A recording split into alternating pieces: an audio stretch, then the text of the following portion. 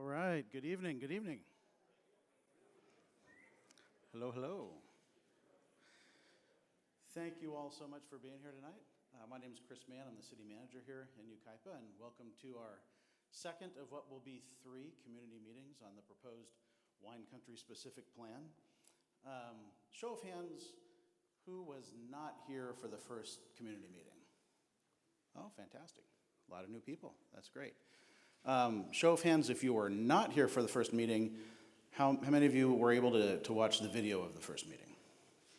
Okay, very good. So for those who may not know, this wine country specific plan is a concept, an idea that would be a significant change to land use, particularly in the North Bench area of our city.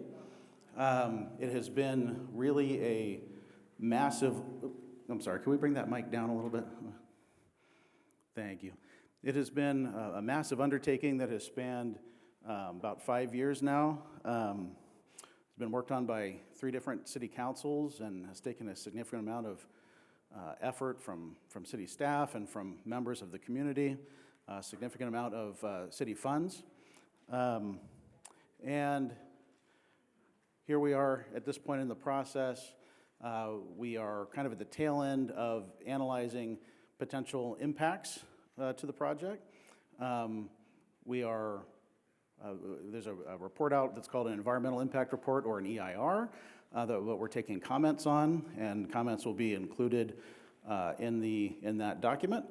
The time frame from here is a planning commission hearing probably sometime in February, city council meeting sometime in March. But this plan is not set in stone as it's drafted today, and it's not a sure thing that it will even be put in place and adopted and implemented. So we are at a point where we are trying to all understand what the plan is, what it is exactly that's being proposed, giving feedback, bringing up issues, things that perhaps should be addressed or changed in the plan, and there's still very much the opportunity for those things to happen. So for those of you who were at the first meeting, the format of tonight is going to be a little bit different than the first. We're going to start with a much more condensed overview of how we got to where we are today and of what the plan contains. That presentation portion of this evening will probably be somewhere between 20 and 30 minutes. After that, we will move into a question and answer period and questions will be fielded by a panel instead of one individual this evening. The question and answer period will be broken up into 2 segments. The first segment will be answering and addressing questions and issues that were brought up at the first meeting, and conversations that have been had since the first meeting. And I will read those questions and direct them to the panel. Some I'll be able to answer myself. And we'll do that kind of in a rapid fire way so that we can get that information out and then move on to taking new questions on new topics that were not asked or addressed at the first meeting. Let's see, we will have a hard stop at 8 o'clock tonight. The goal is to get through the presentation and the first set of questions within an hour or so that we have about an hour left to take any new questions or comments that might arise. Also, the point of tonight, again, is to continue attempting to really understand what is being proposed in this plan. Tonight is not a time for expressing opinion one way or the other. You're for it, you're against it.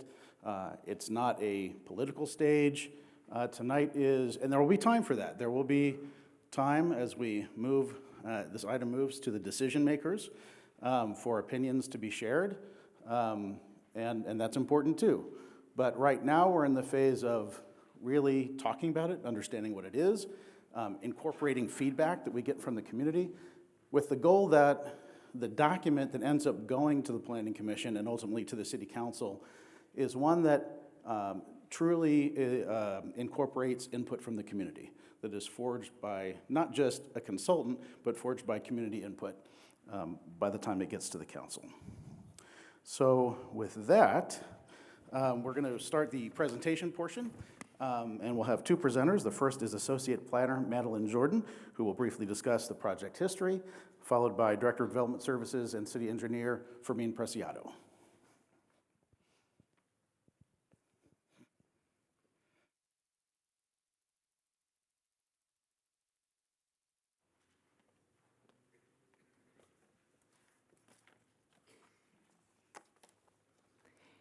Thank you, Chris.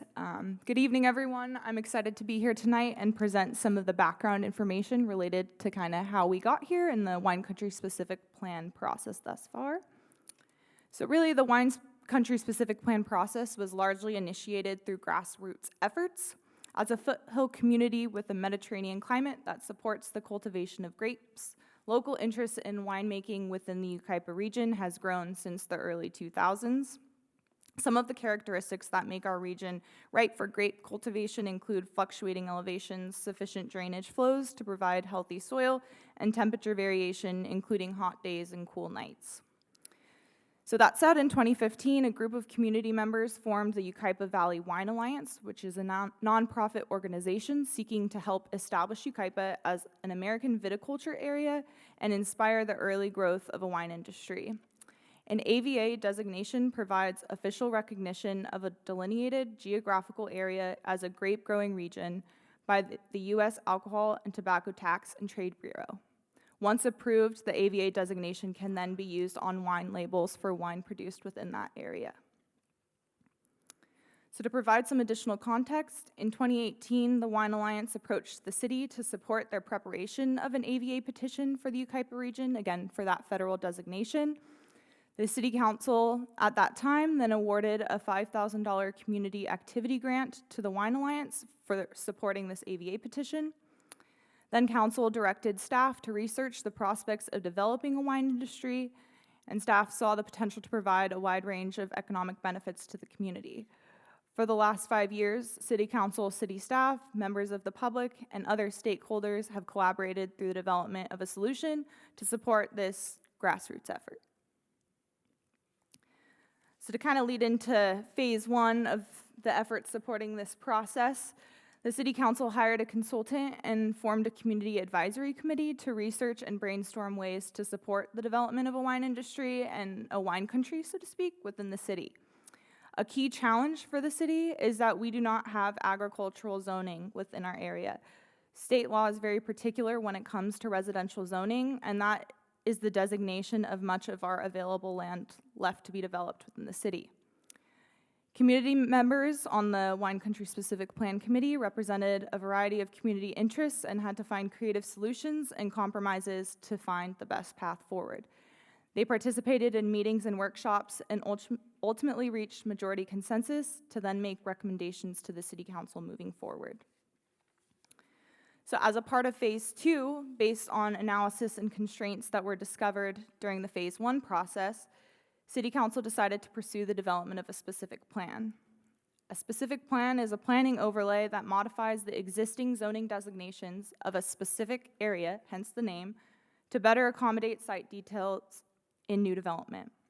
Specific plans are ultimately planning tools designed to meet and implement the goals and policies of a city's overall general plan, but they are more site-specific with more creative standards and solutions compared to a broad citywide general plan land use designation, which in this case is RL1.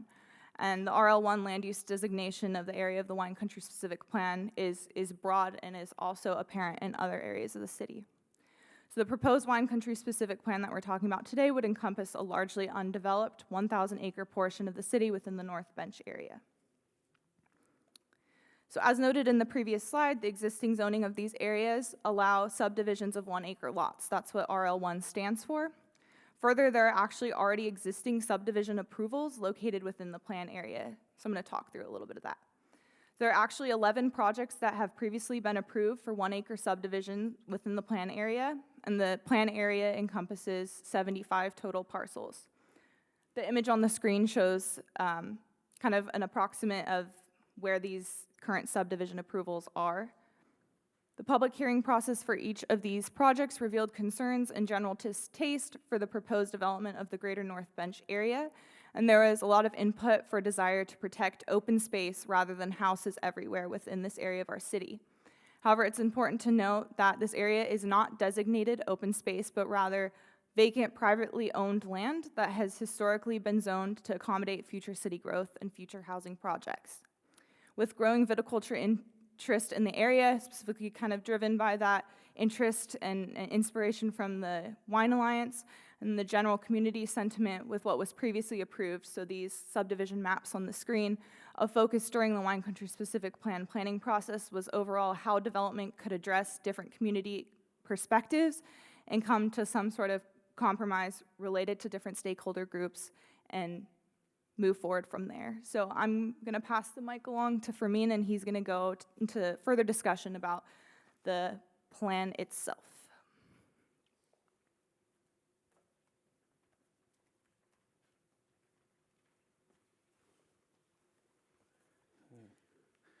Thank you, Maddie, and good evening, everybody. Thank you for coming out tonight to join us. And what I'm going to try to do here tonight is try to provide some information, some details, some facts that are included in the proposed plan. And if you have reviewed the plan that's available on the city's website, you know, there's over 130, 140 pages of information that evaluates all different aspects of development and the proposed plan. And again, my intent is to summarize some of those details, some of those facts for you here tonight. And hopefully this will allow you to be more informed, and I think also another thing is to get the information out to the public, and also as was mentioned earlier, to the decision makers, so they have that information as we move forward in the process. So, as Maddie mentioned, what you see on the screen are the limits of the proposed specific plan area. And as you can see, the majority of that, the property is vacant, undeveloped land. And as was mentioned earlier, it is made up of 75 different parcels within the plan area. And I think it's important to mention that the proposed plan does maintain the build-out capacity of the general plan with the same total number of housing units that would be built. But with the plan, the lot sizes do range from a quarter acre to half-acre lots. One other important thing to mention is that the area within the specific plan area is designated as farmland of local importance by the California Department of Conservation. Actually, not the entire land, but 40% of that property is identified as farmland of local importance. So it has been designated for some sort of farmland or agricultural use. So let's talk a little bit about the proposed plan and what that includes. A couple key things. As mentioned earlier, the existing zoning for the area is for one dwelling per unit acre, which means that approximately 1,000 homes can be developed as it stands today, consistent with the general plan. And the proposed plan is consistent with state law. One key state law is SB 330, which does prohibit the city from making any planning decisions or zoning changes that would reduce the opportunity for development, the development of existing housing capacity within that area. And the proposed plan, the proposed Wine Country specific plan, does propose to reconfigure the zoning or the area to accommodate to still accommodate the housing, the 100 housing units, but it will be reconfigured to allow the property, or in other words, to free up some property for the both open space and vineyards and wineries. And in addition to that, it does allow for the possibility of accessory commercial uses associated with wineries, like tasting rooms and other amenities like that.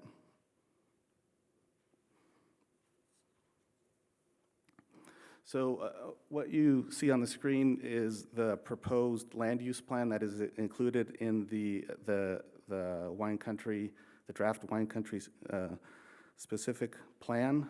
And as you can see, Oakland Road runs along the southern boundary, and then on the west boundary is Jefferson and Fremont. And the different colors designate the different types of uses within the proposed plan area. The lighter yellow color that you see are the estate residential areas. Those are the proposed half-acre lots, and the green areas are where the vineyards and the wineries are being proposed. The darker yellow color, those are the villas or the lots that are proposed to be anywhere from a quarter acre to a third of an acre, so 10,000 to 14,000 square feet. And then there are a couple of parcels that are owned by the Ucayali Valley Water District. Those are identified in blue. And then the other color there is the Wilson Creek drainage course, which is designated for both drainage and open space. So the proposed optimal distribution of the 1,096 acres is a 50-50 split between land for residential lots and non-residential areas such as vineyards, trails, open space, and the utilities. The plan identifies that the quarter acre to 1/3 acre lots, again, those are the villas, and the half-acre lots are the estates. On this next slide, it's an animation that shows what would be currently allowed for one of the properties. What would be currently allowed is the 1-acre lots. What is being proposed with the Wine Country specific plan is to consolidate the residential areas towards the east or towards the center, and then it would be buffered by the wineries and the vineyards. Those buffers would be between Oakland Road, in this example, between Oakland Road and the other existing residential areas to the west. And for comparison, I think it's important to note that if we think about the Chapman Heights area, the Chapman Heights neighborhood, the average lot size in the Chapman Heights development is about 7,500 square feet. And those of you that are familiar with the Rolling Hills development that was built, gosh, I think it's 40 years ago. Somebody told me earlier today that it might be 50 years ago. The Rolling Hills properties, the average lot size there is about 5,700 square feet. So what is being proposed as part of the Wine Country specific plan, the quarter to 1/3 acre lots, the smallest lot size is 10,000 square feet, which is essentially about 25% larger than the average lot size in Chapman Heights. So again, I want to mention that just for perspective. A lot of times when we've received questions at City Hall regarding what does a quarter acre lot look like and half acre, I offer that as a perspective. And again, the half acre lots that are being proposed in the Wine Country specific plan are similar to the lots that you would see in Hidden Meadows and up in that part of the city. The plan area is within the current custom home overlay district, and what the plan shows through the research and the study is that modifications from the existing custom home overlay district, they are highly recommended in the plan, but it does show that if the study has shown that and determined that the Wine Country will not be successful if the standards result in a strictly custom home requirement. And however, the plan does identify 6 different types of architectural styles, and it also includes additional enhancements and requirements to elevate the overall appearance of this architecture, and that is consistent with the intent of the custom home overlay district. And one other important thing to note that is included in the study is that the private gating of neighborhoods, it's been known to increase property values. However, this plan does not require the neighborhoods to be gated. As I mentioned, the plan indicates allowance of zoning for homes on 10,000 to 14,000 square foot lots. And the studies have shown that that will incentivize builders to purchase the land and potentially invest private funding to kickstart the new wine industry. Going back to the proposed land use plan, just to break that down a little bit, out of the entire area, about 547 acres are designated for residential, 74 acres for public open space and passive recreational opportunities such as trails, 465 acres for agricultural use or wineries or the vineyards, and then 7 acres for that public utility use. You saw the blue properties that were identified on that previous slide that are owned by the Yucaipa Valley Water District. As far as the implementation, the plan area has been divided into 7 planning phases or planning areas. These planning areas have been identified to support the implementation and the phasing itself. The conceptual development plan includes 6 phases over an approximate 20-year period. However, based on the nature of development, it may take 30, 40, or even 50 years for development to occur. And it's important to note that the 20-year period was used for the environmental review as part of the environmental impact report and the environmental document. The reason the 20-year period was used is that that quick time period for development would be the scenario that would cause the most impact. So if the development occurs over a longer period of time, those impacts would be minimized or less than what's identified in the EIR. And by doing this, again, the environmental review process can consider the scenario with the most impacts. The specific plan is intended to provide, the general design guidelines and standards. And once the specific project applications come in for the subdivisions, then a little more thorough and detailed review will be done, because at that time, some of the specifics will be defined, such as the driveway locations, specific street and parkway design, and also the building setbacks. What you see on the screen on the bottom left is just the general detail that is included in the plan right now for the multi-use trails, and as you can see, it's very general. The exact location of the trails, the trailheads, the alignments, and where those trails lead, those will be reviewed on a project-by-project basis as those project applications come in to the city for review. And so utility and utility infrastructure, both the potable and recycled water are provided by the Yucaipa Valley Water District in this area. The plan, the Wine Country specific plan, will require the construction of new water infrastructure. And a water demand analysis and an infrastructure plan have been developed as part of the plan to support the plan. And also the work that's been done to date does demonstrate that the Yucaipa Valley Water District's capacity and their ability to serve the proposed plan is there. So, and then for sewer infrastructure, the sewer infrastructure plan has also been developed as part of the plan. And with that, it has found that the implementation of the plan as you see it today, the draft plan as you see it today, it would result in approximately 0.3 million gallons per day over the development that would otherwise be permitted in the plan area. And as part of that study and some of the other work that's been done, this increase is within the capacity of the Yucaipa Valley Water District's treatment plan capacity. And then to further that, each individual project would be required to put together and complete a hydraulic analysis for that specific development that would again be further reviewed by the water district to ensure that the proposed projects as they come in do meet the water district's capacities.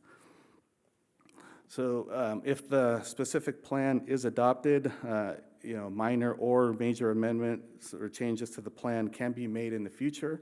And of course, those can be made as conditions change or as unexpected events occur. And depending on the scope of the change, whether it's a minor or major change, the consideration and approval of that change is delegated to the city planner, the planning commission, or the city council. So changes can be made, but depending on the severity of the change, that determines whether it requires city council, planning commission approval. The responsibility of constructing the infrastructure to support the plan, whether it's the streets, the drainage, or the utilities, that primarily lies with the developers, and that's what the plan identifies today, the proposed plan. And the plan does identify other potential funding sources or funding mechanisms, not funding sources, but funding mechanisms for the infrastructure and also the ongoing maintenance and services. And some of those include the community facility districts, assessment districts, LLMDs, HOAs, and also enhanced infrastructure financing districts, or EIFDs.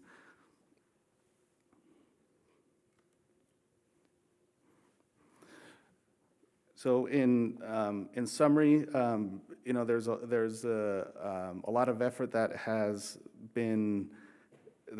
taken place over the last 5 years to put together this draft plan, input from stakeholders, as Maddie mentioned earlier, and various discussions at the city council level over the last 5 years with the 3 different city councils. And again, if you've had a chance to review the plan, the wine country specific plan, it's on the city's website. There's a lot of information there. I've tried to summarize a lot of that here in a few minutes, but let's talk about the next steps. So as was mentioned earlier, right now we are within the 45-day public comment period for the EIR, or the supplemental EIR, that has been circulated for public review. If as you gather information or your questions are answered, and if you do have any comments that you feel need to be addressed or are not addressed yet in the environmental document, submit those comments, and as required by the CEQA review process, we will receive those comments, and we will be providing a response to each of those comments. And as far as the next steps, the final supplemental environmental impact report will include those responses to your comments, and then the final EIR document will be published and made available for review by the public and everybody, and that would all happen prior to it going before the decision makers, who are the Planning Commission and ultimately the City Council. So I hope I was able to answer some of the questions that you may have had in the back of your mind, or at least provide you with some additional information. And again, I appreciate your time coming out here and for the opportunity to share some of this information with you. Thank you.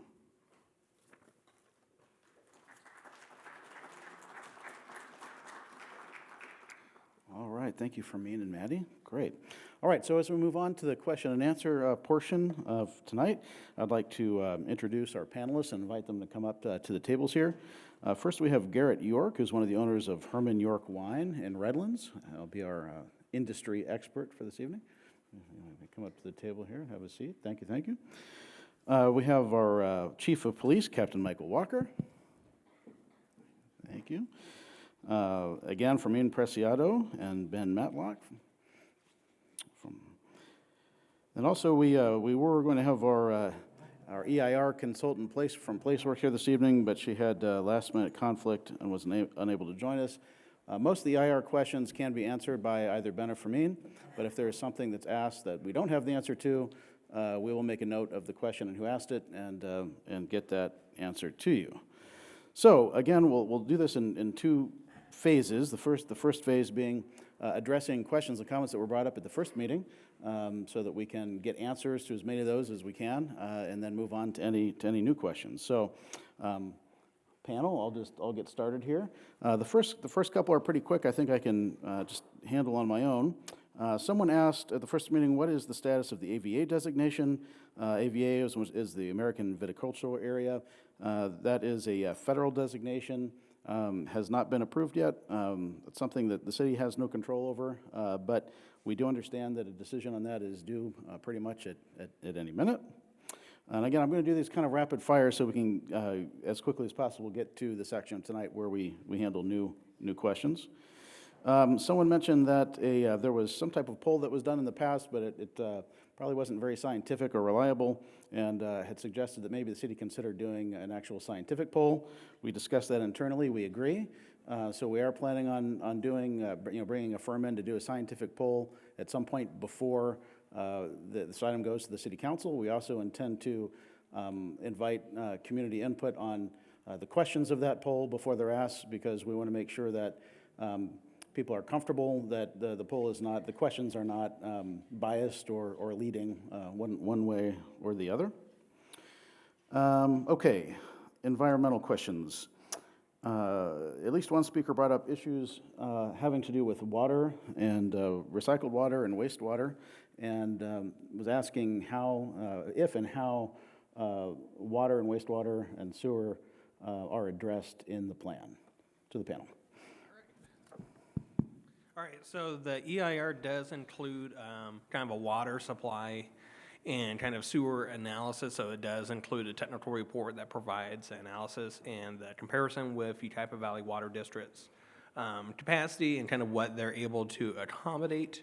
In terms of the water district, they do have kind of three different services that they provide. One is the potable water, which is able to provide kind of the drinking water that we as citizens of this town are able to have. And it does provide analysis of their sewer capacity that Fermin had mentioned as well. And then they do have a recycled water program and non-potable water kind of infrastructure as well. It's kind of the purple pipe, if you've kind of looked at different irrigation lines. And so they have identified that that would be suitable for the wine country, and so essentially the vineyards and kind of the landscaping areas would be under the non-potable water supply source. The potable water is able to meet out the city's build out in the general plan, including the houses that would have been either built under the R01 or with a specific plan, and then the sewer capacity is there as well. Okay, great, thank you. Someone brought up the fact that we are currently under a fruit fly quarantine. And the question was, should there be quarantines in the future that affect wine grapes? How would that be handled? So I guess kind of in terms of any ag, it is a dynamic industry. So there is a fruit fly quarantine that is dealing with certain types of crops right now in kind of a few different areas of the state, San Bernardino County being one of them. We have had quarantines for Newcastle disease that impacted our chicken ranches, as well as avian bird flu, and so it is part of the industry. The fruit fly itself, I don't believe, is a impact for the grapes. If you're producing on site and then fermenting them on your kind of premises, then the fermentation process is not going to keep a fruit fly around, but certainly it is a dynamic industry. A number of decades ago, Pierce's disease did impact grapes, let's say in Temecula, and obviously they are still wineries there, but it is part of kind of life. I think, experienced disease and stuff, as recently as about a couple of years for us, and so it is part of just life is ups and downs, so. And to add to that, too, the quarantine zone does affect any kind of growth of any kind of fruit or vegetables on even private property as well. So it's not just agricultural products. And being the case in the future, it could impact family farms, it could impact gardens. And with this one, with the Oriental fruit fly, nothing can kind of move in or out, and that's not specific to agriculture. Okay, thank you. All right, so someone asked about our schools and whether our school district would be able to support additional housing units. I think the first point is, I'll answer this, I think I can do it pretty quickly. We're not, the plan doesn't propose additional units over what's already zoned. However, to generally answer the question, yes, the Cuyahoga Mesa Joint Unified School District is actually desperately in need of additional students. There has been declining enrollment to the point that this year we're having teacher layoffs because of, well, for a number of reasons, but one of the reasons is declining enrollment. Okay, so we received a number of questions that speak to the viability of the wine industry and what's being proposed here. So let me kind of package some of these up and send them to Mr. York if that's okay. There was a question about the market outlook for the wine industry. Someone thought that perhaps the wine industry market, the outlook was kind of bleak for the industry in general. There was a question about whether 545 acres is truly enough to support an economically viable wine country. Someone was concerned that the market price of grapes is dropping, and would that impact the economic viability or feasibility of the plan? And the plan does allow for vineyards and wineries as small as 2.5 acres. That's not to say that someone would have to do one that small or that there would be any, but it is an option for a landowner. And was wondering if a vineyard or winery that small would be economically viable. Yeah, so I'll address the first one, the outlook of the wine industry as a whole. Just like any other agricultural crop, grape prices go up and they come down, and they go up again and they come down. And it's very dependent on where the grapes are grown, how they're grown, individual plots, and wine grapes in particular are really sensitive to place. So one neighbor could, get a lot of money for their crop, whereas the neighboring vineyard wouldn't necessarily. So it all depends on a lot of different factors, and it all depends on what an individual vineyard or wine grower or a winery is looking for the quality of their fruit. So I think the trend line over the next 15 years is actually an upward trend line in terms of the value of crops. And wine grapes in particular are very sensitive to the style of farming. So it's one of the few agricultural crops that are actually rewarded for organic farming, for example. So different forms of farming can really benefit the grower in terms of the cost that they're getting for their crop. And in terms of the size of an economically viable vineyard, that also really depends. For example, our winery buys a lot of fruit from vineyards that are a quarter acre. We buy fruit from vineyards that are over 100 acres. But it all just depends on what we're looking for a particular wine. Its age, the quality of the vines, the varieties that have been planted, anything that relates to the geography and the geology of the wine. So there's a lot of variation, but in terms of economic viability, it all depends on what the individual business owner is looking for. Okay, great, thank you. So clearly a major part of this plan is to ensure that there are vineyards in the community. One question was, if a vineyard or a winery were to fail, what exists in the plan or to ensure that vineyards will remain the use on that property? Who's responsible for maintaining the vineyards and or the winery should a private operation fail? So I can kind of cover a few different components to it. So at a high level, in the wine country specific plan, all the areas designated for ag land would be designated specifically for ag land. So they couldn't necessarily be converted to another type of use like residential. And then in addition, there would be a condition that they would have to sign easement requirements. So it would be set up where once it is ag land in perpetuity. Kind of a few different components with the specific plan, kind of ideology that came through through stakeholder involvement was really kind of adding diversity to what people can do. And so the wine country specific plan includes 3 different types of winery tiers. kind of rewarding that the more ag land you have under Vine, the more activity you can do. And so with that, the commercial side of the wine operation, including, let's say having, small events or weddings, adds a separate layer of diversity to kind of that business model than just relying on, the ebb and flow of the wine industry. And so it was kind of to bake in as much kind of free enterprise and flexibility. So then that way there's a few different options for revenue for those establishments as the industry kind of adjusts. And so that was kind of the key component. And then certainly, you can probably speak to more of the industry, just, if one winery doesn't do well, someone usually comes in and. Yeah, I can't speak to any of the provisions in the specific plan, obviously, because I haven't even read it, so I can.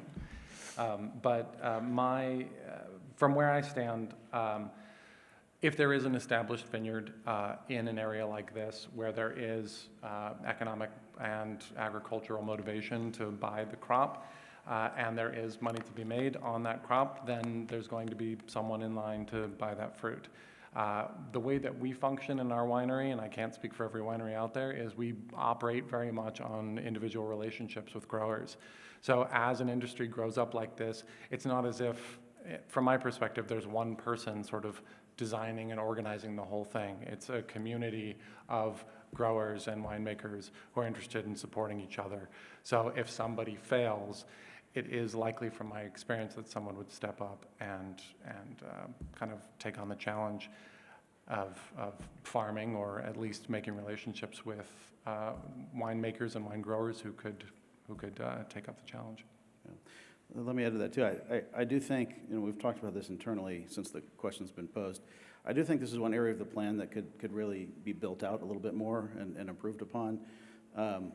A project that was approved last year, the Toronto Estates project, included a requirement that there would be what's called a default HOA. So if the vineyards failed, it would trigger the creation of an HOA who would then be responsible for maintaining the vineyards. In this case, we'll probably have existing HOAs, but there could be a requirement that should a vineyard or winery fail, the HOA is responsible for maintaining it until perhaps it could be, handed off to a new owner. But we have heard loud and clear there needs to be provisions built into the plan to account for this possibility, so that we ensure that the vineyards remain on these properties.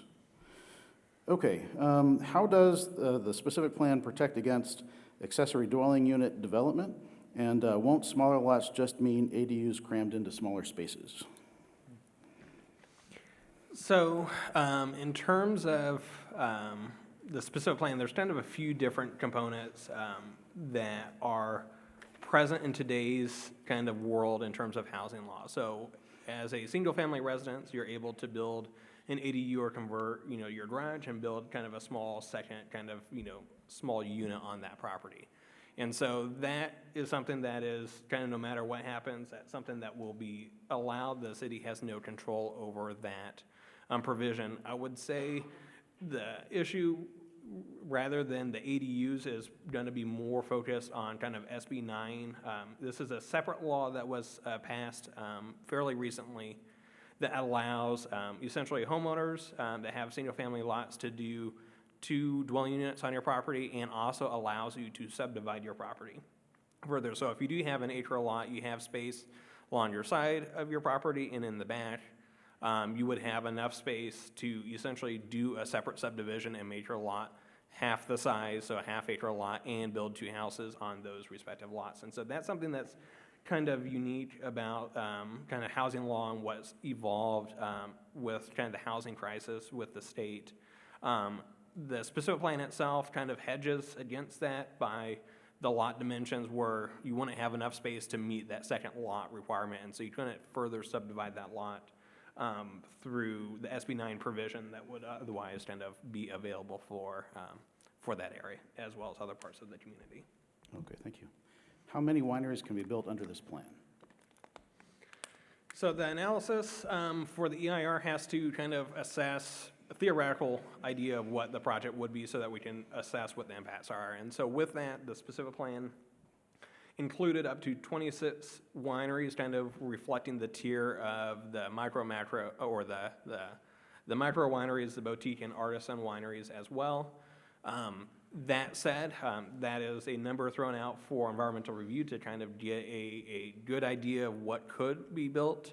It doesn't necessarily mean that that will be the number that is built. Most likely, or usually when it comes to these type of environmental analyses, you kind of have to throw in a higher number so that you at least have hedged against what would be kind of the heavier environmental kind of impact, and then everything else usually comes in under, and so the impacts are always a little bit less than you analyze, which is what the disclosure process of the environmental review is meant to do. So it assumes up to 26, but in reality, it's probably going to be less than that.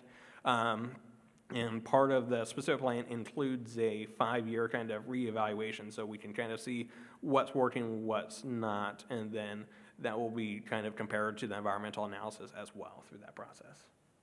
Okay, great. How will the lot sizes under the plan affect the keeping of large animals?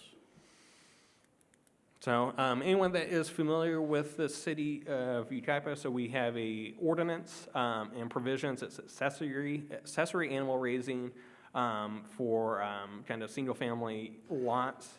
And so we have provisions for kind of a sliding scale. The more property you have, the more animals you can have to a certain limit. One of the probably common ones that we get questions on is the keeping of horses. So you're allowed 1 horse per 10,000 square feet with a minimum lot size of 20,000 square feet. And so in terms of the wine country specific plan, the estates would meet that requirement of providing opportunities for horses. Certainly as part of the specific plan though, if you are a neighbor to that area, you have horses, you're still allowed to keep your horses. That doesn't change anything for the existing horse property. Kind of looking through that area, we do have some 1-acre lots along Holly, but I don't believe there's any horses there, but certainly some of those lots, you know, if you have horses on your property, that would still remain, that would not be impacted by the project. Okay, thank you. How will the city ensure that the vineyards don't get pulled out and replaced with more housing? So that's where I think the zoning district for the specific plan has it set up specifically as ag land, and then there would be the conservation easement recorded on that, so they wouldn't be able to break that easement. Okay, very good. Okay, how will a potential increase of short-term vacation rentals in the area be addressed?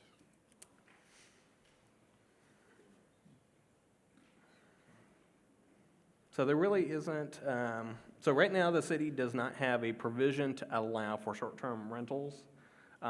Any kind of effort on that would be ultimately, I think, a city council discussion and decision.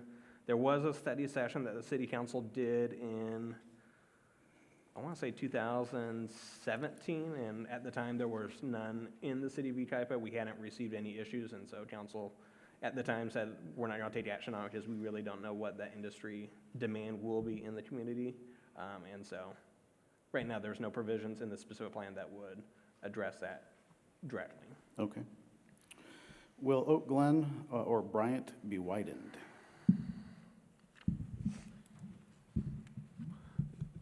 So both Oakland, well, Bryant Street is a little further west of the proposed plan area. So Bryant Street is classified as a arterial street in the city's current general plan.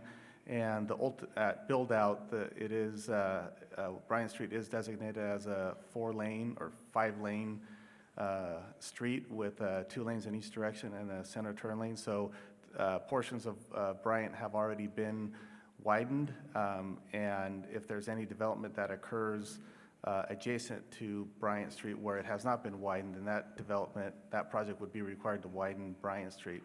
Oakland Road is classified as a collector street in the city's general plan, and it's a limited access collector, which means that driveways to Oakland Road are to be either not allowed or reduced, because it is, to be able to, for Oakland Road to be able to maintain its capacity for vehicles. So Oakland Road would not be widened, but the street improvements would be required as part of any development within the wine country specific plan. Okay, great. Incidentally, too, if any of the answers to the questions you're hearing create additional questions in your mind, or you hear something you think, well, that doesn't sound quite right to me, feel free to ask a follow-up question when we get to that point on that topic. What are the financial impacts of this plan on the city? I'll take that one.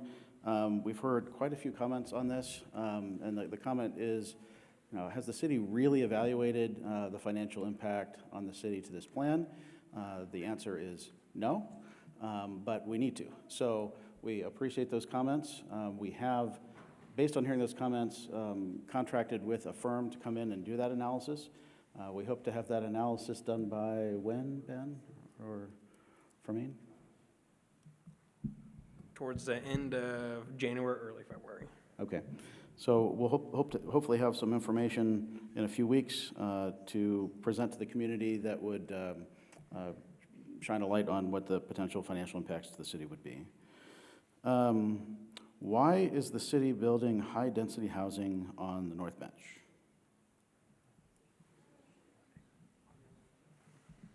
So I can answer that. So the City of Yucaipa's General Plan and Development Code identifies high-density housing as 20 to 24 units per acre. So essentially, three-story style apartment buildings. The Wine Country specific plan is proposing single-family lots of quarter to half acre, and then the remainder of the area for vineyards and open space. So no high-density housing is proposed in the North Bench with the specific plan. This is more of a comment than a question, but someone stated vineyards should not be considered open space. And I don't believe this plan does consider vineyards part of the open space, but I'll send it to the panel. No, so the open space is its own separate designation. It's meant to be kind of the natural open space. And so really the thought process was preserving Wilson Creek to the extent possible. There were some kind of pathways that have been made on that private property. And so the specific plan actually calls for kind of the permanent kind of use of the Wilson Creek Channel, one of those pathways being part of the east-west kind of travel for the community at large connecting to Five Winds Ranch. And so there is a specific open space area. The remainder for the vineyards is more of a green belt where along kind of the scenic corridor of Oakland Road would be grapes and ad use rather than the backyard of housing, which was previously approved on those subdivisions. Okay, very good. At this point, you might be wondering why our police chief's sitting up here. We did have quite a few questions about public safety. So let me kind of package three of them together and send it to Captain Walker. How will a possible increase in driving while intoxicated be addressed? How will we protect kids that live and play in the area? And how will the possible need for increased police and fire calls for service be funded? Oh, good evening. So I'll try to answer all this, and I'll start with, if you read the EIR or if you didn't, part of our analysis in this process was the identification of the need for some additional personnel, additional deputy sheriffs on the street for the community's safety, mainly because of the increase of residents in that area. Those additional personnel will allow us to have a dedicated presence in that area of the Wine Country specific plan. The increased presence would help us ensure not only the residents' safety, but children's safety and everyone's safety in that area, to include the people who come to patronize those businesses. Those additional personnel to the call for service question would help field those call for service. As you know, if you come to city council or you listen or watch online monthly, when I give my stats, I always try to provide a call for service response time, an average of those times. We try to keep it, that 5-minute range or below. We always strive to get it as quick as possible, but that additional personnel will help with that response times. And again, just having that dedicated presence in the neighborhoods surrounding this area.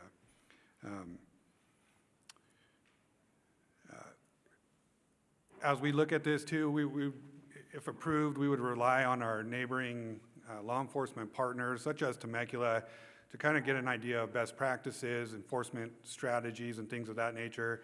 I mean, they've had these wineries for a long time.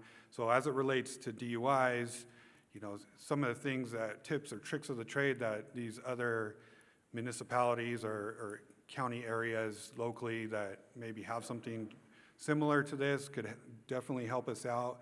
But as always with DUIs, you know, we hope that residents and/or patrons of these businesses would utilize designated drivers, rideshare opportunities, public transportations, and things of that nature. But again, just to go back to that additional personnel that we've identified, if this plan were to be approved, it would help us with dealing with those issues, along with our already established traffic enforcement unit and some of the grant funding that's available that we utilize here in the city quite often through the Office of Traffic Safety to do enhanced DUI patrols and things of that nature, DUI checkpoints. So I hope that kind of covered all of them. Yeah, I think it is, and there's the financial aspect to that question too. The plan does anticipate the use of community facilities district, for a public safety community facilities district to cover the cost of additional police and fire response there.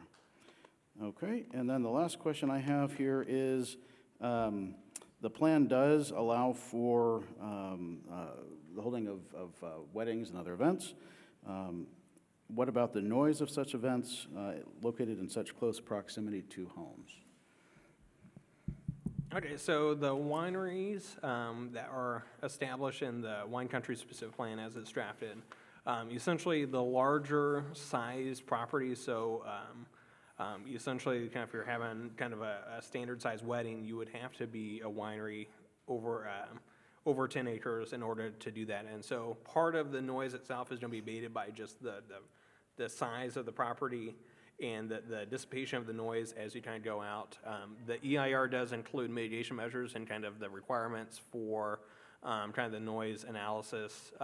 And so as an operator wants to come through, there's kind of different things that need to be looked at on that kind of project by project basis for that. And so that would be a mechanism that's in the specific plan and in the review process. Okay, thank you. All right, so that brings us to the second part of our question and answer tonight, which is questions and comments from the public. Everyone say hi to Ryan. Ryan has a microphone over there. That'll be the microphone used to ask questions. So if you have a question, come up to Ryan. Ryan will hand you the microphone. You can ask your question. Then we ask you to give the microphone back to Ryan. Once you give the microphone back to Ryan, the panel will answer the question. We ask that we keep questions to new questions, so we're not just repeating the same questions. Although, as I mentioned before, if you have a follow-up question to something that was already discussed, that's perfectly acceptable. Just a reminder, we do have a hard stop at 8 o'clock. It's 7:04, so we have a good amount of time for questions. We want everyone to be able to answer or ask questions if you have one, so please ask a question. If you have another question or a follow-up question, feel free to get in the back of the line again, and that way we give everyone an opportunity to ask questions. So with that, let's move on to our first question.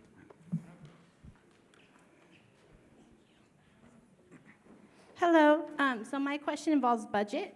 I want to know how this would impact our city's budget, how it would bring in new revenue and jobs to help boost our local economy. I was at the meeting on Monday, and then I've also heard the other meetings on YouTube regarding our budget and deficits. So I know we're facing some budget issues, but I really support this plan because I think it's a win-win for residents and for the budget. So can you provide any information as far as how it will improve the economy? Sure, I think I'll take that one. So I think up to this point, there's been just kind of a general thought that economic activity would produce revenue for the city. But as I mentioned earlier, there hasn't been an actual study on that. So we're working on that. We're bringing on a consultant to do that study, and I hope to have a much more specific answer for you in a few weeks. Yeah, thank you. I have several comments. First of all, the property tax rules in the state of California state that Rule 131, if you plant a systemic planting of grapes or an orchard, that you get a property tax exemption for a certain amount of years. For instance, 3 years for grapevines. Why? Who's going to be getting the tax exemptions for the grapevines? And why can't we keep it at 1 acre lots per house and allow the homeowner to get the three years of tax exemptions for the grapevines. Is the city worried that they're not going to get their property tax money from this? And by the way, that would be going to the schools also. And the reason for the decrease in the students in the Yucaipa-Calamasa School District is because 800 students left to go to private schools and be homeschooled due to the nonsense going on in public schools. Okay, thank you, Dr. Boone. Number Dr. Boone, two, if you could hand the mic back to Ryan, you've asked a question. We're going to do one question at a time so that everyone has a chance to circle through. Thank you. Okay, so again, we brought on a consultant to really take a look at the financial impact of this plan on the city. That will include impacts of property taxes. So again, we hope to have much more specific information on those financial impacts in a few weeks. Did the panel have anything to add? So in terms of the wineries themselves and kind of the threshold, so if everything was built out at the RL1, part of the discussion was that industry capacity would not be met by that. You may have some people with kind of a hobby level activity in their backyard, but you wouldn't necessarily have anything further. Plus, the RL1 district is not a kind of commercial district, so you couldn't necessarily have the wine tasting room, the full industry kind of there. And so the whole business model itself, if you're trying to encourage the development of wine industry, would not be met. You may have, a few houses, a small percentage that maybe has some hobby level vineyards, but you wouldn't necessarily have any capacity. And so as part of the efforts to do the analysis for the wine country specific plan was really, okay, how can we actually see this be successful? And so that was kind of the direction that was given, as well as just kind of what the best practices that were discovered by looking at other wine regions. Okay, thank you. Yes, sir. Yes, my concern is Carter Street. Now, you talked about Bryant, you've talked about Oak Glen Road. Carter Street has a problem, and it's had a problem for a while now with speeding cars, off-road vehicles, and the whole bit. I want to know what the plan is for Carter Street, and quite frankly, I'd like something done sooner than later.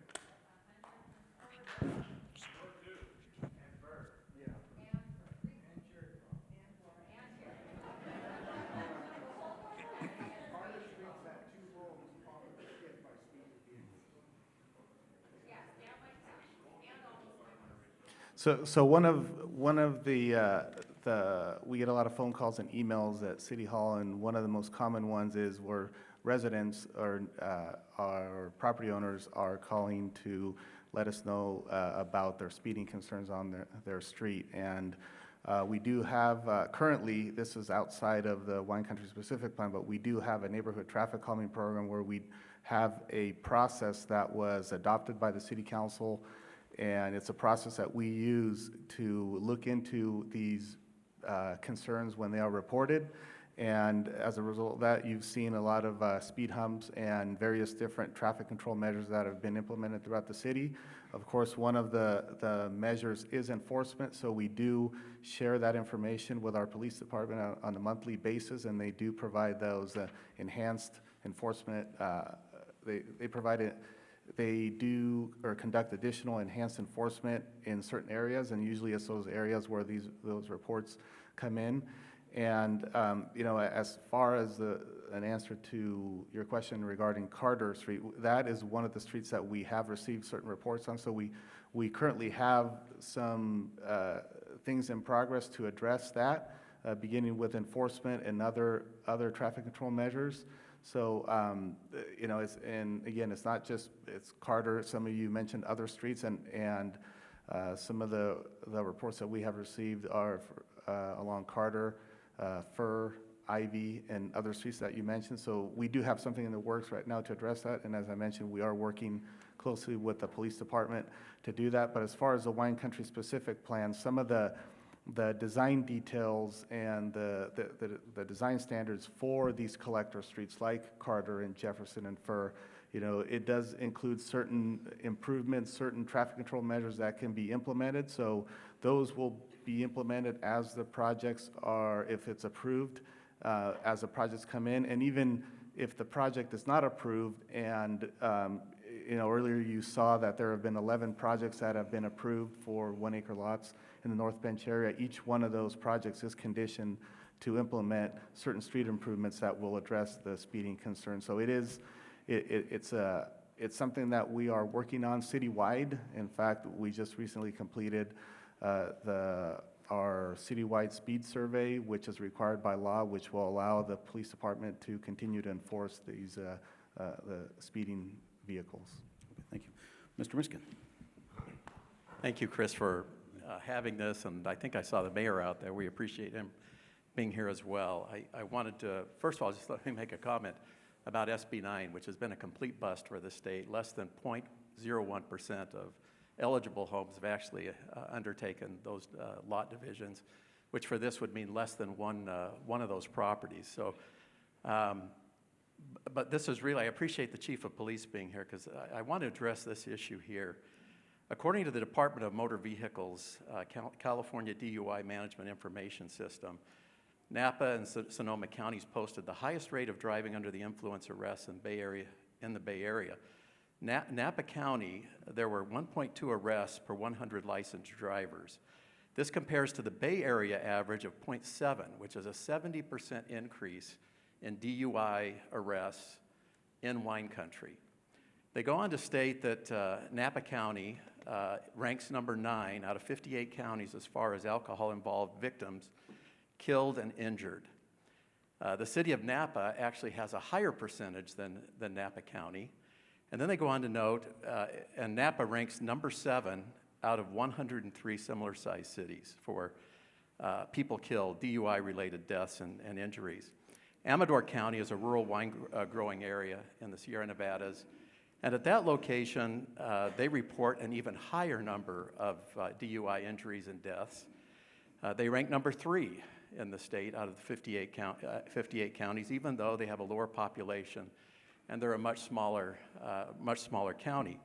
It's interesting in their analysis that they point out that the reason that Amador has more DUI-related deaths and injuries in wine country is because Napa Valley has multi-lane roads versus Amador County, which has one-lane roads.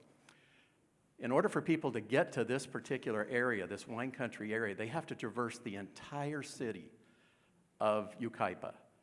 In addition to that, all of the access roads, which are residential, Ivy, Carter, Jefferson, and also even Oak Glen, are one-lane roads, just like Amador. The difference is that Yucaipa is a populated city.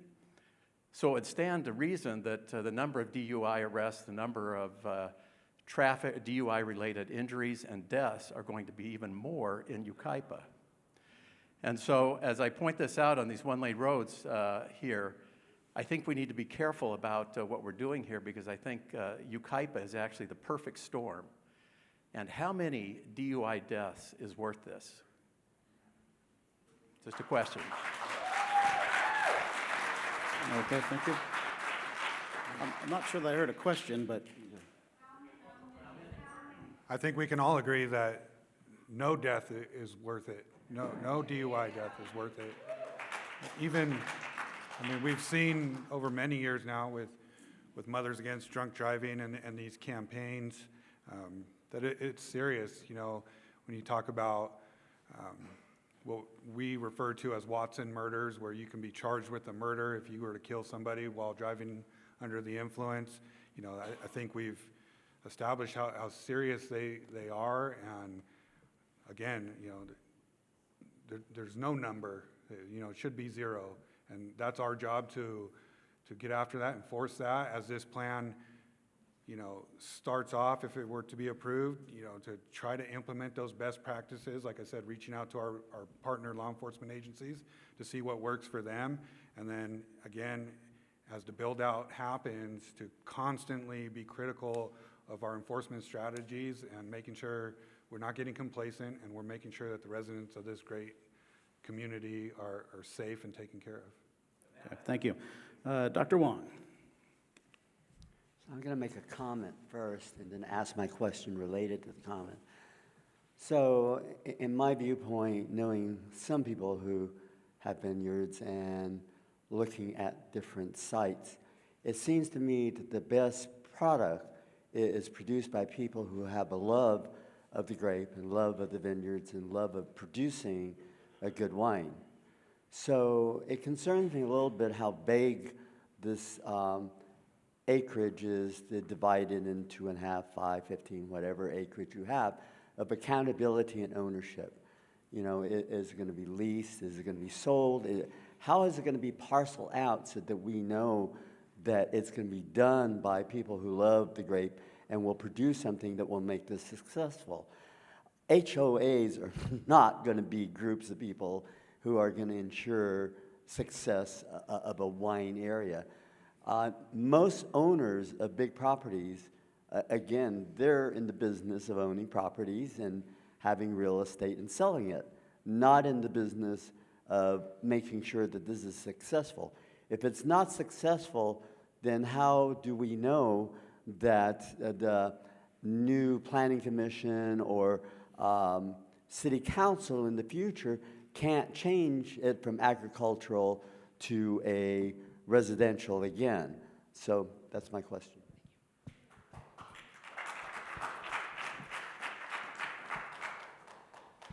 So kind of a few different points to that. One, in terms of just the preservation, is as a condition of approval, there would be easements recorded, so they couldn't necessarily usurp that easement because of that deed restriction on that property. And so that would be kind of that component to, you know, the conversion later on for housing. That would be that mechanism. In terms of the industry itself, you know, the plan isn't specific on how the ownership has to be, just because those are kind of business decisions.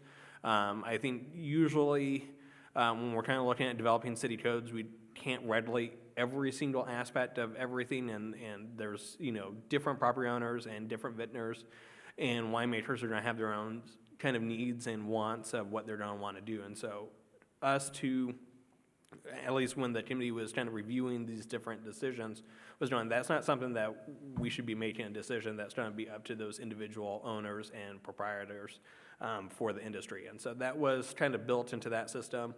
I think when Chris was referring to the HOA, was more of a kind of a backup system to help bridge it to the NETS operator if, let's say, that individual farmer just, you know, isn't very efficient or whatever, you know, the free market kind of dictates how they're able to sell the product. And so if they're not, you know, making the right connections, if they're not necessarily producing a good product, then someone else that will come in. And the HOA, I think, was more of an idea of how to provide that kind of maintenance through that transition, but definitely not as a HOA maintained wine region, because that in HOA isn't set. I'm sorry, Dr. Wong. Thank you. Okay. This is Ms. actually, Sellers. we have a great turnout here, and the pace we're at, we're not going to get through everybody's questions, and I want to.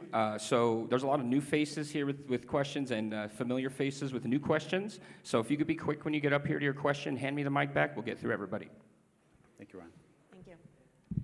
Chris, can you pull up the slide again that showed us the current zoning versus the proposed zoning that kept sliding back and forth? Let me ask Fermin if he could find that in the presentation. Okay, while he's doing that, could you maybe proceed with the question, and then he'll find out? Yeah. Okay, here we go. If this is what the proposed survey is going to look like that you're talking about putting forth, I have a strenuous objection to this. If you pull the other side over and show them side by side. Hold on. This one shows no lots. Let me show the other one with all of the lot lines. Okay. Well, it was stopping, but going back and forth. This is extremely misleading, and I object to it if this is what the survey is going to look like. That right-hand side needs to have all of the lot lines and all of the streets, and even the 13 to 26 wineries that are proposed that might be in there, so it's a true and accurate depiction before it goes out to 55,000 people in this city for them to voice how they feel about it. Much like the signs we support Yucaipa Wine Country are going up right now that shows 2 homes on the top of 2 hills surrounded by rolling hills and vineyards. It's extremely misleading. It's not honest. So I'm asking if you can give us your assurance that when the proposal goes out, it's not going to look like this. It's going to be an accurate depiction of what's coming. Thank you. So if I may kind of help clarify, so the map on the left right here is those lot lines come through because these are 3 projects that have actually been approved. And so someone has done the engineering to draw the maps, and so that is where that detail comes from. As for the specific plan, this is showing the land use boundaries, the requirements, but until someone actually designs what they're going to do on their property, consistent with that, we don't have that. City staff doesn't have the time to design necessarily subdivision. So, So again, let me just touch on that real quick. So there's a difference between a specific plan, which is a planning document, and a project, right? So if the specific plan is adopted, then presumably developers or applicants will come forward with projects that will lay out, streets and where the homes are. We don't have that. That's not done at the specific plan phase. And I think that's maybe what was trying to be conveyed is that, yes, I suppose the city could go and kind of as an example, draw some lines in to show where homes could be and what that would look like, but it would just be kind of a guess of what someone might submit at some point. Right? Yes, sir. My house is on Ukaipa Ridge Road, and 2 large billboards have been put up on Ukaipa Ridge Road, indicating, I guess, that some development's going on there. I saw nothing about that on this. So is Ukaipa Ridge Road out of the building area? Yes, it is. Yeah, I believe the project you're referring to is the Serrano Estates project, which is not in the specific plan area. Funny, so we put up the signs just for nothing. Okay. After you, sir. Yes, sir. Yes, I wanted to address Mr. Walker and maybe make another comment. According to what I've read, as a little bit different from the Napa report that he has, yes, the drunk driving basically arrests are high up in Napa and Sonoma. But according to the report that I read, the actual injuries and deaths in that area are below normal for California, specifically the Bay Area. Now, they had a couple plans on how they did that, achieved that. Have you contacted them, or would that be something that you could talk to them about? Yes, as I stated a little while ago, part of our plan is to reach out to our law enforcement partners to identify those best strategies and lessons learned. I have reached out to the Riverside County Sheriff's Office, who handles that Temecula unincorporated area where the vineyards are, to just kind of start that dialogue with them. I have not reached out to Napa or Sonoma or any of those yet, to answer your question.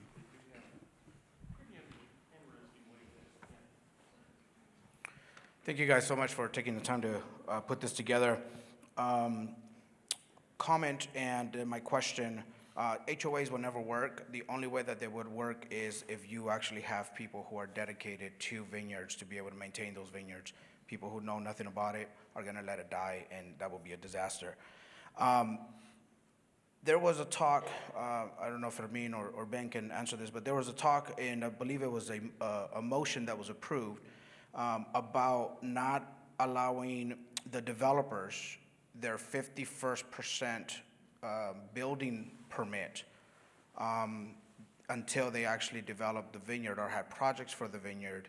And I don't remember the specifics of it yet, but so the vineyard would have to be developed and put in before they can actually get their 51st% of their building permit. Can you kind of elaborate a little bit on that? Because I think there was a little bit of confusion on that, and obviously that goes with the easements as well. Thank you.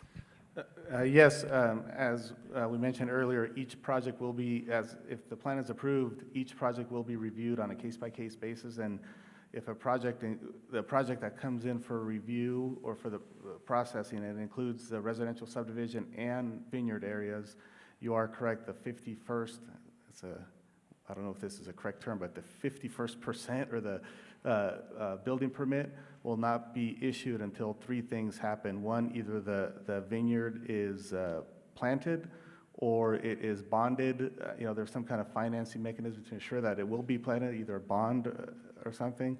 Or the third one is the area is under lease to an owner-operator for the planting of that vineyard.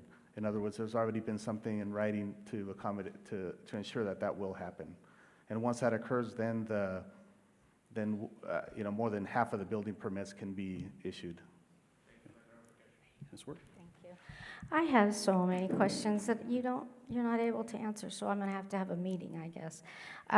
One that just popped into my head that because of what Kathy's comment was regarding the villas and the estates areas. You've designated lot sizes without designating lots.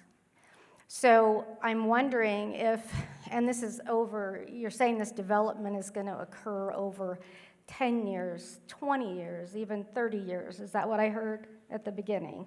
So if a developer comes to you and says, I need to put more homes in because this isn't going to sell, and your desire is for them to be able to keep the vineyards up, and they need to sell homes in order to continue growing grapes.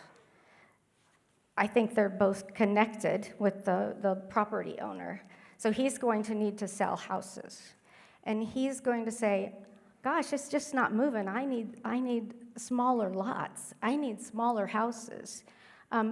What is going to specifically stop that from occurring? You're saying that the vineyard area will never become housing, but what is to stop the area that you've designated as housing to change?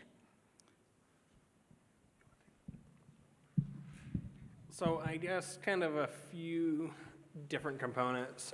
So the specific plan itself establishes the lot size requirements, and so in order to hypothetically change that and add capacity, one, they would have to go through a whole new specific plan amendment all through that process. But two, because the environmental analysis is tied specifically to the capacity that's shown on here, they would have to essentially redo the EIR process for that separately. And so if one developer or property owner is trying to do that's a pretty substantial lift. And if part of the specific plan goals and policies that's listed, and that is to maintain the capacity since we can't reduce it per state law, that proposal itself would be contrary to the policies and goals of the specific plan in the first place. Dr. Boone? All right. My concern is once we lose our 1 acre lots, they're lost forever. These are the only livestock available lots that will be available to anybody in the future or now, whoever wants to have livestock animals. The second part of this is, why haven't we even looked at alternative crops? We know for a fact that apples grow here. How about apple orchards instead of grapevines? Texas had a development like this. They called it Pecan Acres. It's about an hour south of Fort Worth, Texas. And they had large lots. They were 5-acre lots, but everybody was planted completely with pecans. And an agricultural company came in and maintained all the pecans. It's a beautiful development. Lots of horse trails, lots of open spaces. I don't understand why we still can't have the 1 acre lots.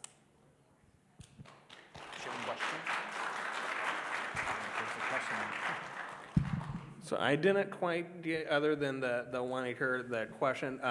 The ag itself for the wine country, do want to note, does include provisions for olives as well. There is a olive grove in the specific plan area, and so part of the specific plan would allow for that to be also farmed and maintained. And so that would be a feature that was, as part of the committee, very deliberate as to make sure that that was still there while not allowing other types of faux crops like little ollies that actually don't produce a fruit, like a little miniature olive trees. And so it was, okay, you can do this, you still have that capacity as well as a additional component. And so there were, the Casablanca house has the olive groves, and then there's a few other kind of spattering of property owners that do have some olive groves on their property too. And they've been working with, I think, a farmer for that specifically. Yeah, thank you. I have one question, which I'd like to preface with a very brief comment, if I may. I really sympathize with my neighbor's concern about the public safety dimension of the Wine Country Specific Plan. However, the comparison with long-established wine destinations, Napa County and Amador County, to me, frankly, is alarmist and spurious. My question is for the Chief of Police. You mentioned that your analysis of the plan leads you to believe that there'll be a need for additional deputies to provide a dedicated presence for the community. Wouldn't that also be true, however, if the general plan was enacted? Certainly, anytime there's a large increase in population or residents, we evaluate and see how we can best handle the increase for calls for service. I think with the Wine Country Specific Plan and the wineries and the potential to bring patrons to the businesses, that played a key factor into identifying, this additional need as well. Thank you. Donna Snodgrass, earlier you said, and I read this someplace else this week, that Airbnbs are not allowed in Yucaipa right now, but there's one advertised on Ivy Court, and it's been there for well over a year. So are they calling it something else and people are just referring to it as an Airbnb? I know that in RL1 zoning, you're allowed a 6-person bed and breakfast. It's already in the general plan. The number of wineries that's being thrown around, 26 was a number that I wasn't expecting when the EIR came out. I wondered where people were getting that number from. And then when I saw the EIR and I got the explanation, I went, okay, so it was a number that was thrown in there for the, to overblow the EIR and make sure they covered all their bases. I get that. But I can still make it, and I am going to make the motion to do a hard number. And I've had some aha moments tonight, and this is still in flux. So, and I'm still willing to listen, and I'm listening tonight with all the discussion about the crops, the policing, everything else. So we can still write stuff in here to tighten this up a little bit. I'm still in favor of the wine country, don't get me wrong. But I see some things that I need to try and fix, and that I have the ability to do that when it comes to the Planning Commission. And I'm going to do some stuff to try and tighten it up a little bit. I need a meeting with you, Ben, too, to get some more ideas for that. The Airbnb. What's up with that? So I don't know if that is the one. I do know we do have an Airbnb that is in code enforcement, and so they are going through that process. Right now, part of it is just the city doesn't have a mechanism for the short-term rentals isn't necessarily permitted. They can do a full-on kind of small bed and breakfast that does require a conditional use permit, I believe, for that district itself. There's no other kind of mechanism just straight for that. And then I do know that there is one that is in code enforcement from neighborhood complaints for that particular residence. I don't know if it's that site or another one.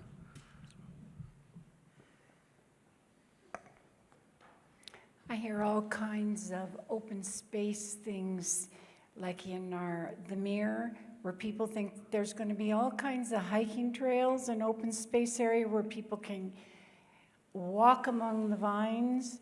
And I'm wondering what your open space is really going to look like up there for people to actually hike up in amongst these vines of yours.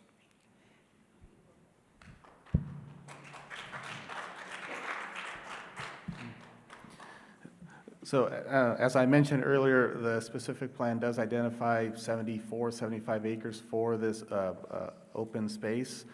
And also, you know, the trails that we have been referring to, they're not only planned to be within the open space, but also along streets within the proposed wine country specific plan area. So one of the exhibits that we showed earlier showed the Wilson Creek drainage course, and that typically throughout the city, drainage courses are used for multi-purposes, and one of them is for multi-use trails. And the current general plan map identifies certain trails through the wine country specific plan. The wine country specific plan that's being proposed includes those trails, plus it adds additional opportunities for other trails depending on the projects that, you know, as they come in. So I believe the answer to your question is, you know, the multi-use trails that are along the open space are planned and are identified in the specific plan as being along Wilson Creek between Jefferson and the east boundary of the wine country specific plan. We used to have a Christmas tree farm out on Live Oak Canyon Road, and now we have the pumpkin patch. We need to be careful on the picture we're painting here, what can happen in the future. But more importantly, my question is we have, in that area, there's multiple landowners in there. You have a plan that would probably work if there was one or two landowners, but being you have multiple landowners, you have to get them all together, because some of those properties are going to have more value than others here based on your plan. So you're devaluating some and increasing others, something that needs to be thought about here. It definitely needs, because your property values do matter.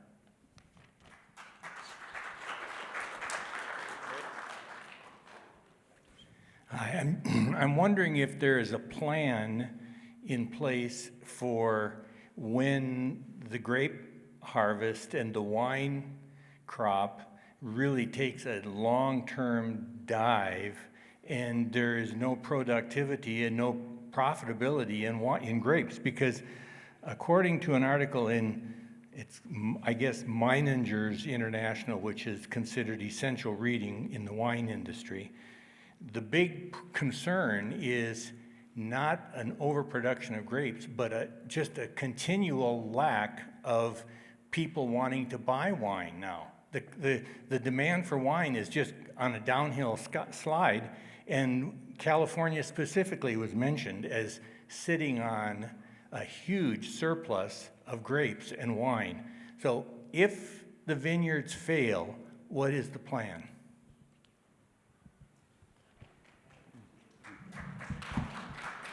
So I can't speak to a plan, but I can say that I am a small business owner. I own a small winery, and I know many dozens of others who are in my position as well. And I personally know of 4 new projects that just went online last year whose sole purpose is in purchasing high-quality grapes for the production of wine. And they have a lot of optimism for the future. So an international publication talking about the long-term outlook for a crop like grapes is certainly worth considering. But I think also looking at more local information about the success of Southern California wine as a whole and how our numbers are increasing locally is encouraging.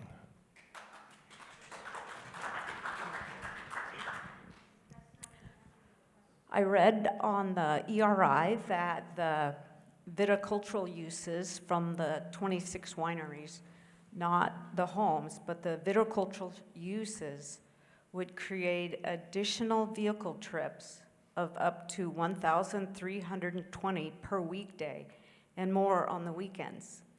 It also said that traffic from Orange County, San Diego County, LA County, and Riverside County, instead of going to Temecula, I'm sorry, I'm shaking.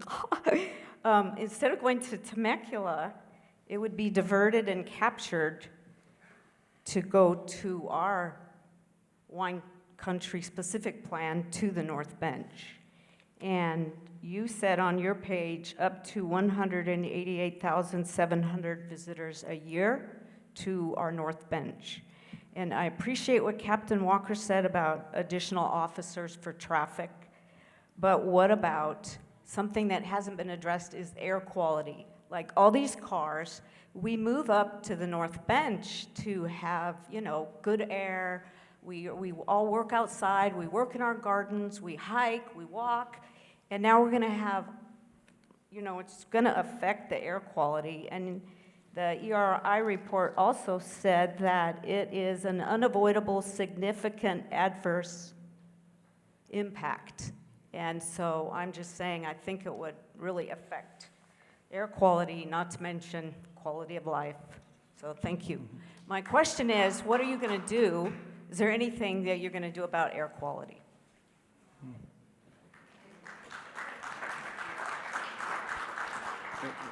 So did the panel want to answer the question? Yeah, so I believe there was two questions there. One, the traffic study and air quality analysis, they go hand in hand, so I'll answer the question regarding the traffic, and I'll hand it off to Ben to address the air quality. But the EIR, as you mentioned, it did identify the increase in traffic along a number of streets and the impacts to intersections. And as part of the environmental impact report process or the review, a traffic study, a traffic model, a traffic analysis was completed to address those impacts. And the EIR, as it's being circulated today, it does include several different mitigation measures to address the additional traffic along those streets and also the intersections.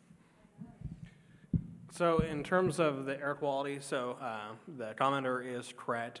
Under the city's general plan and the 2016 EIR that was done for that, the growth of the city itself does result in a unavoidable significant impact in terms of air quality. And so the city just building out anything really kind of building out of a community in Southern California with our air quality is going to kind of result in that. And so adding more activity to some degree, whether it's one thing or just a little bit more, is going to kind of add to that. And so the EIR does identify that it is a significant unavoidable impact. And so as part of the EIR for the adoption would require findings of overriding considerations as part of that fact. In terms of air quality, just kind of growth, there is some additional mitigation measures that would be specific to the wine country specific plan, as well as kind of the overall timeline. As time moves on, cars become more efficient, then that has kind of a gradient factor for the air quality. But that is something that as a regional kind of air quality for the Southern California Air Basin, that is just something that is part of the environment, and so the EIR does identify that that is significant, a significant unavoidable impact. I'm concerned with the amount of possible wedding venues. We all have gone to weddings and gone to receptions, and are the wedding venues going to be regulated only to 10-acre and larger parcels? I did not read that anywhere in the EIR. Also, are these these boutique and micro wineries, are they going to be allowed to hold weddings? And if so, can you imagine a Saturday in this area, all the music on the outside, blasting everywhere? It's not going to stop at 10 acres. You're going to have competing mini music festivals all over going on for 5 hours. Is there a regulation in time? Is there a stipulation on who can have and hold wedding venues? My also concern is also parking. If you have 50 guests at 26 wineries, you have at least like 1,300, or if there's 100 guests, you have 100, over 2,600 parking spots, where I did not see in the EIR parking spaces allowed for these, and where are they going to be? The streets are already narrower, so are these wedding guests going to be parking all along the residential streets then along in the area and making it even worse and narrower for everyone? That's my question. Thank you. So I can try to cover a few of the different stuff. So One, in terms of the allowable events, so we have the 3 tiers of wineries, the boutique and artisan wineries allow for kind of small events. The cap for the 10-acre or larger is 150, and then the 5-acre and greater is no more than 75. That currently can certainly be something that gets adjusted. The 26 wineries that were kind of identified doesn't represent all of those allowing wineries and everything like that, so that wouldn't necessarily be 26 competing venues of wineries, but certainly additional size limitations can be added in. The noise kind of requirements in terms of the mitigation in the EIR would be applicable for those different venues, and then usually kind of if they're having cold nights, I know my experience was we were inside for my particular wedding, and so that can also play in, and there can be additional discussion specifically for that. In terms of parking, the winery uses do establish a parking requirement for their site, and so they wouldn't necessarily be counting street parking as part of what they're required to provide on their subject property. And if I can add to that, just as is the case for any other project within the city, if a project comes in that is proposing to have a winery and some type of event or wedding venue, then we need to look at that specifically to ensure that they meet the requirements that Ben just mentioned, and on top of that, to make sure that there is space for parking. The specific plan does allow for areas to be used as overflow parking if needed. So again, those particular details will be reviewed. There will be an opportunity to review those details as the projects are proposed if the specific plan is approved. It looks like we have 7 or 8 questions left, and we got about a little less than or over 12 minutes. So if we could be respectful to everybody, get to the questions quickly, we'd appreciate it. Great. 2 specific questions about the agricultural land. Is that land going to be sold or leased or a combination of both? And if someone buys that land or leases it, can they build a home on it and live on that, on the agriculture areas?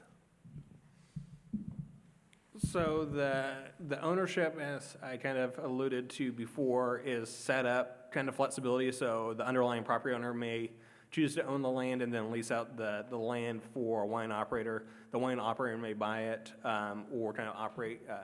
The industry itself is kind of dynamic in that regard, where you have different individuals kind of tailor their business model in kind of different ways. In terms of additional housing, the provisions really like the artisan winery or the 2.5-acre one, residential is not allowed on that. When you get to the larger one, they may propose a caretaker unit kind of for the farm working housing, but that would be kind of limited on that scope. So they'd have to have a much larger piece of property in order to do that, and not necessarily would be the case for that. But like the 2.5-acre ones, they couldn't build any houses on that. I'm David Duran. I just want to make a comment before I speak on my topic. I ride my bike on Oakland Road and on Fremont, and on the weekends, there have to be hundreds of cyclists who are using Oakland Road to get up to Oak Glen. And you had mentioned before that Oakland Road in that area won't be widened, and I'd like to know, let me make the statement, please look out for them some way, somehow, whatever you develop, because there's going to be hundreds of cyclists who are going to be affected by the drivers. But my question involves jobs. How many laborers do you think, once this thing is built out, are going to be employed by the wineries? No, I'm not finished. I want the panel to tell me. No, Mr. Durante, you get to ask a question. Please hand the mic to Ryan, and then Okay. we'll have the panel. They're going to be either illegal aliens or undocumented, however you want to phrase it, okay? And I want to know if you're going to e-verify all these people who are going to be hired. And the second part of that, what are you going to do with them when the time comes to harvest or plant or whatever you do? How are you going to house them? What is going to be your responsibility to house these hard-working vineyard workers who are doing labor under the hot sun or even the cold winter. What are you going to do to protect them? Thank you.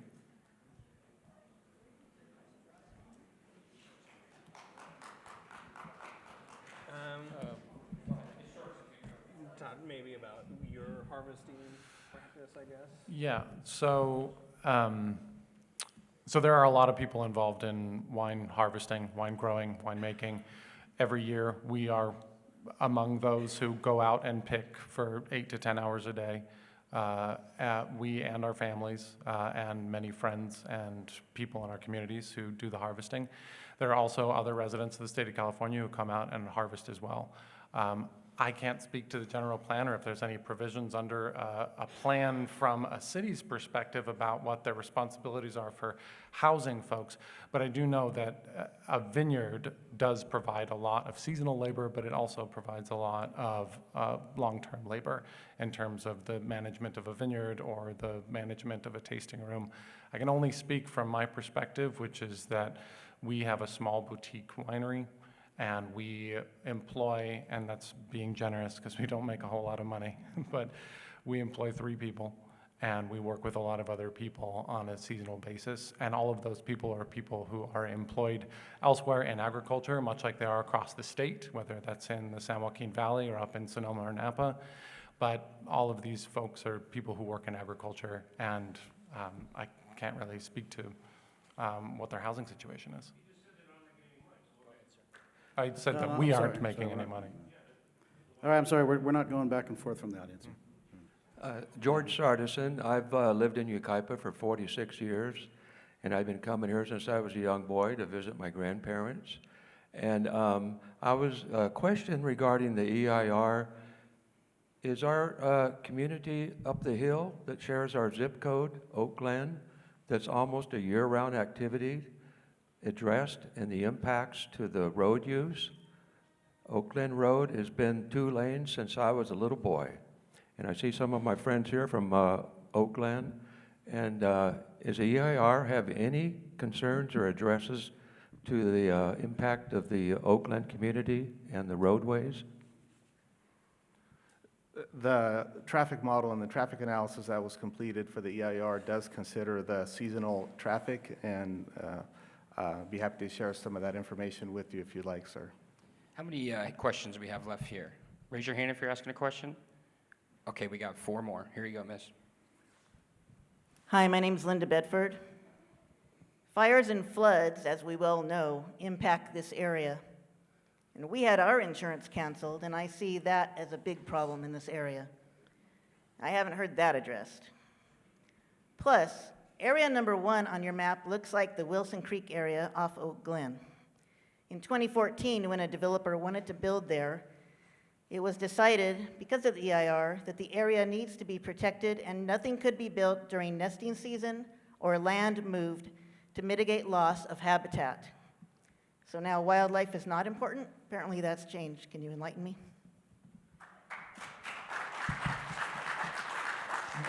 Yeah, so a few different components. One is there was a wildfire analysis actually prepared for the specific plan EIR, and so that is one of the technical appendices. It is a newer full topic in the California Environmental Quality Act, and so we actually had kind of a full-on analysis done that was reviewed by the fire department as well, and then they provided some recommendations for that.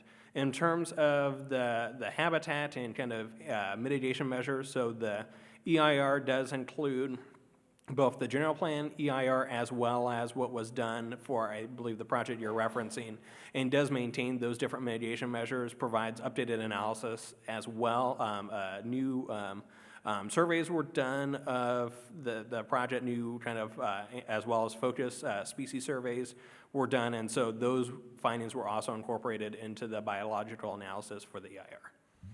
Okay, we've got 4 or 5 minutes left, and we have to close up, so let's take maybe 2 more. 2 more and then questions. We'll close up. Rochambeau, rock, paper, scissors. I thought I uploaded the PowerPoint for the golf course. I'm at the wrong meeting.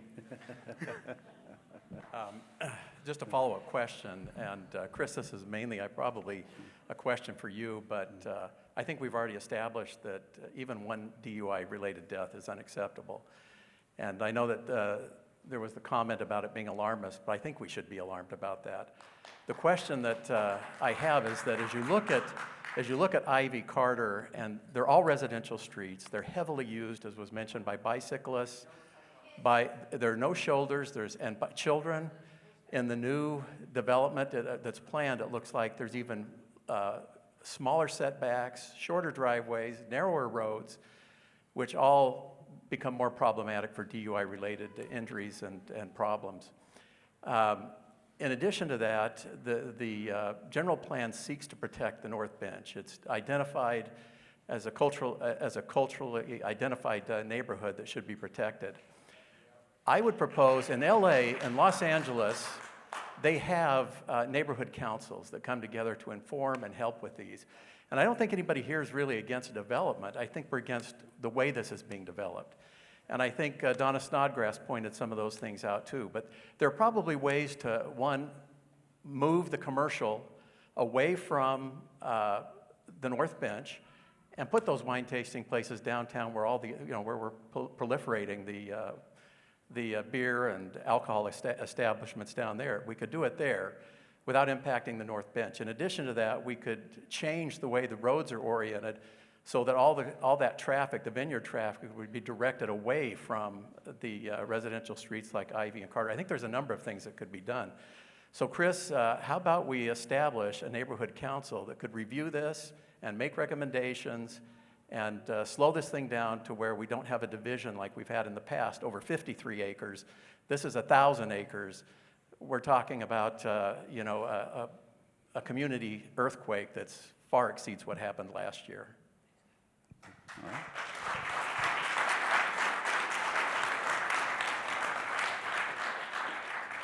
Certainly, slowing this or any other plan or project down is possible, and establishing committees or councils is something that could be done. That would be at the discretion of the city council. As I mentioned at the beginning, we're about 5 years into this very long process. There has been a tremendous amount of community input. There have been different individuals and groups that have been involved in different phases.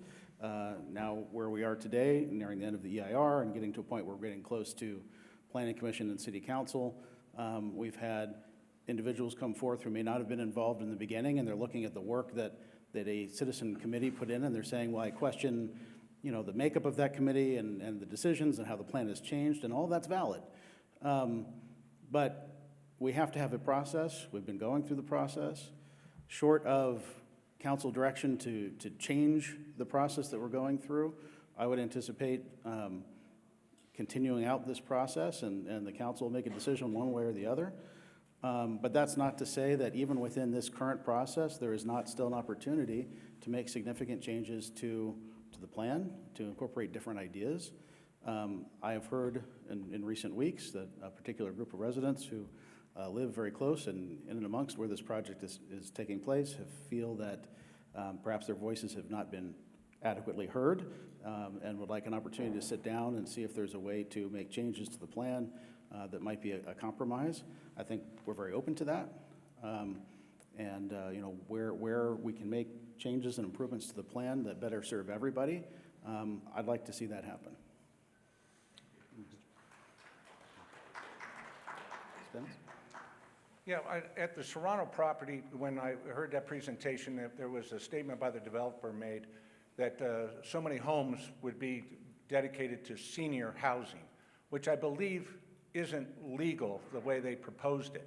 And in turn, in this project, you're proposing that if we have wineries there and with an HOA, if one should fail, that the HOA would pick it up. I don't know how many people would want to own property in an HOA knowing that they're picking up somebody's failed business. So I think when you do a presentation in that, you need to look at the legalities of things and don't leave a false premises with people thinking, well, we got a parachute out here to save them. That parachute may not be there, it may not be legal. Okay. So I would ask you to look closely at that. Thank you. Yeah, I think that's something we've heard loud and clear that we need to really focus in on what that safety mechanism is. We've heard from a number of people that maybe HOA is not, or an HOA managing vineyards or winery is probably maybe not the best idea. But so, yeah, I think message received, and we'll go back and brainstorm and work on solutions there. Before we close, I do want to introduce our mayor, Justin Bieber, who's here. Thank you, Mayor, for being here, and I think you'd like to say a few words.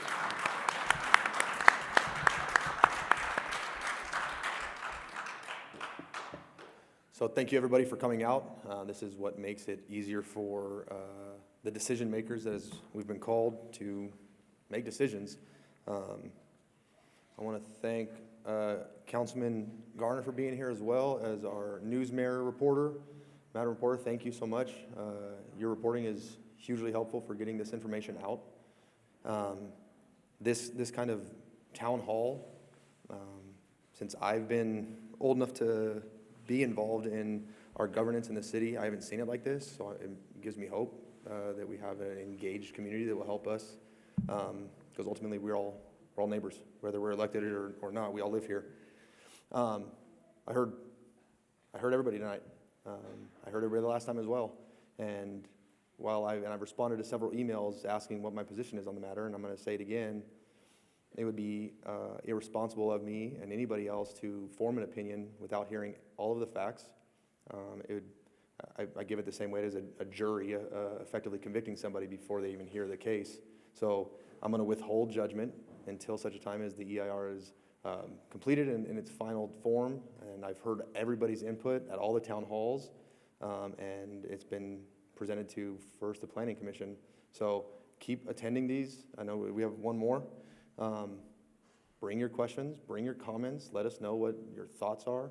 I read the letters to the editor, so if you feel more comfortable writing a letter down or submitting an email, by all means, I am accessible, and I do my best at getting back to everybody quickly. So to conclude, thanks again for coming out. I appreciate it.